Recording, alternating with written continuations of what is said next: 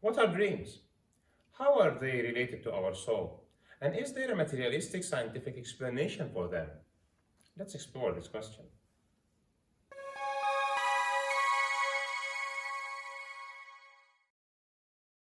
Good day, everyone. What are dreams? They are what we experience almost every day. They are experienced by every human being on the planet. So a dream is really a fact of our lives as humans. But what is it? What is the explanation that there are dreams? We are sleeping, we are unconscious. So who is exactly dreaming? You have one school of thought that dreams are the product of what we are in the point of view of materialists and evolutionists. We are machines. We are the product of chemistry and electromagnetics. We have a brain that has brain chemistry and has electricity all over it, and when we're sleeping, there are chemical reactions and are electric impulses that are creating the illusion of a dream.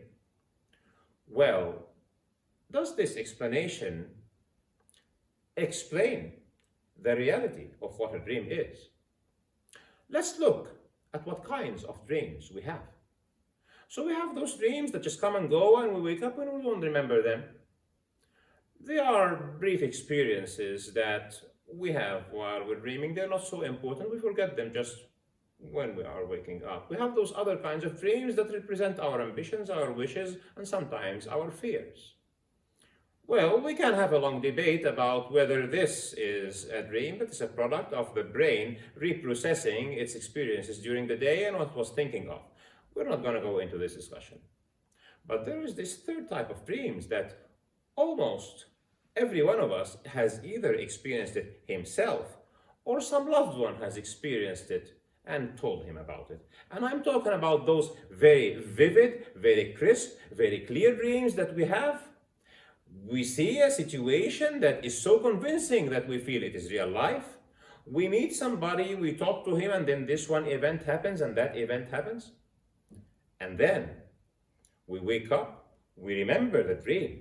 It is compelling to us to even narrate the dream to somebody because we need an interpretation. Sometimes this kind of dream has plenty of symbolism in it. So we would call that one person that we know who is good at telling us what this symbol means or what that means. And when we hear the explanation, it either fits and clicks or it doesn't. Sometimes we have a dream about somebody else that we then call and we tell him, I have seen you in a dream. And in the dream, this happened and that happened.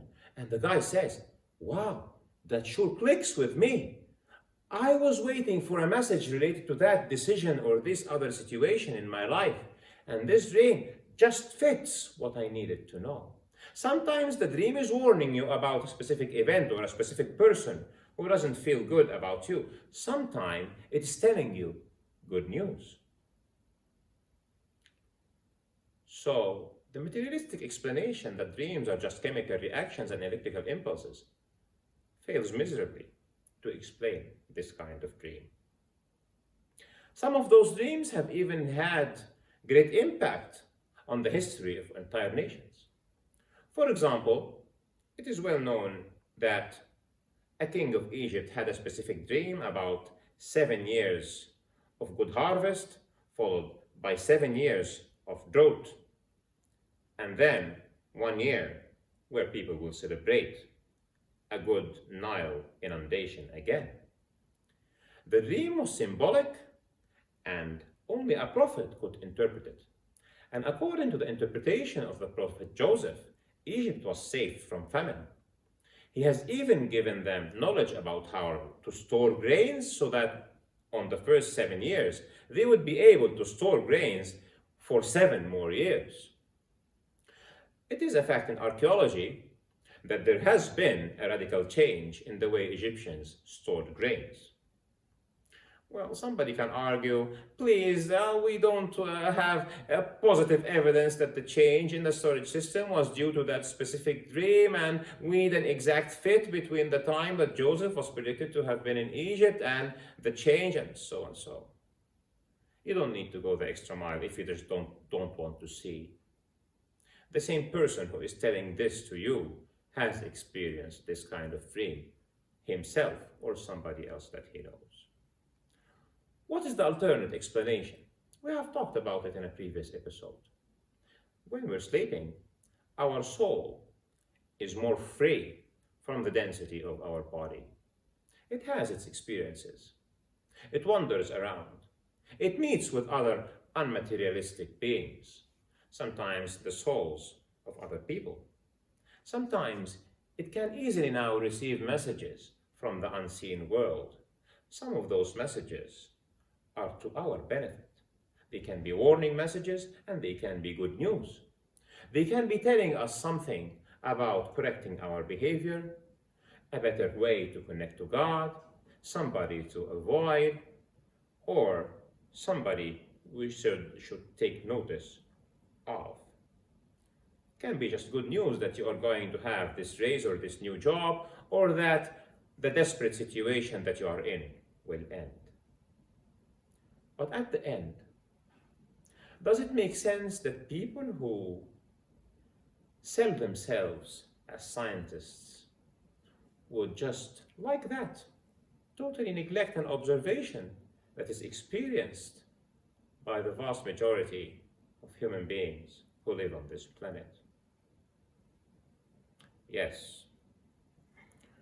When you exclude God and the unseen world from the formula, you end up with this situation. Once again, deny God, deny your soul, deny the very experience of yourself. Every one of us have this message, this experience that we experience on a daily basis of us dreaming. And the explanation is, we are not this body. We are not chemical reactions and electromagnetic fields. We are a soul and a body experiencing this world, forming what we call ourself. So celebrate being human with a soul. Thank you for listening to this message. Share it with the ones that you love who need it. And watch out for our next thought about the soul. See you again.